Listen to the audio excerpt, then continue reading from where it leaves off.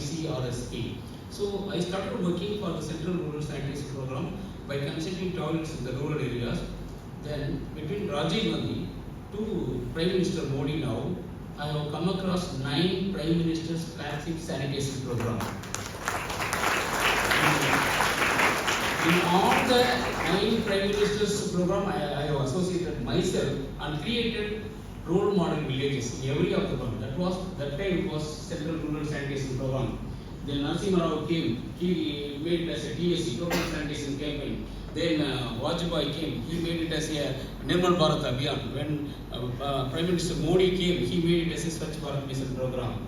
But between 1980s to 2014, every year we could be able to raise only 1% toilet coverage in the rural areas. The allocation was very minimal.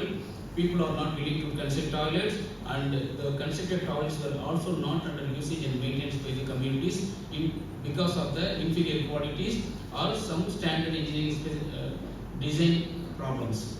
So, if you could come across the statistics of the sanitation situation according to the Government of India's publications, you can come across every year 29%, then 31%, then 36%, then 38%. That's all over the 30 years. But after in 2014, when the scheme was introduced as a Swachh Bharat Mission program to celebrate the Mahatma Gandhi's 150th birthday on 2019 to make India open defecation free, there was a very high growth in terms of toilet coverage, 10%, 15% like that, from 30% to 90%, 95% like that.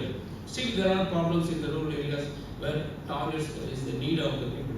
So we are working on that. We are making every villages as open defecation free, and every slum in the city areas making ODF. That's called a sanitized slum area like that.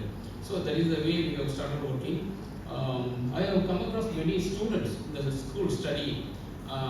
They couldn't be able to concentrate on their studies because they need to go for open defecation. First of all, they need to spend half an hour every day, and they are also in charge of collecting firewood for their families, and they are also in charge of cooking sometimes, and they are also in charge of fetching water for their families, and they need to go.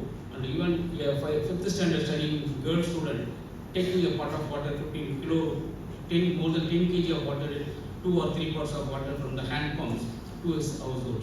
So their major contribution was going to the looking of the domestic duties every day since their fathers going for farming operations like that. Then I asked in one of the government schools I visited, and what is the most enjoyable part of you, the students? They all told coming to the schools. Coming to the schools is the most enjoyable part of in our life like that. Why? Then I asked, no, I like my teacher. I like my friends here in the school. I like the food. It is given midday meals like that.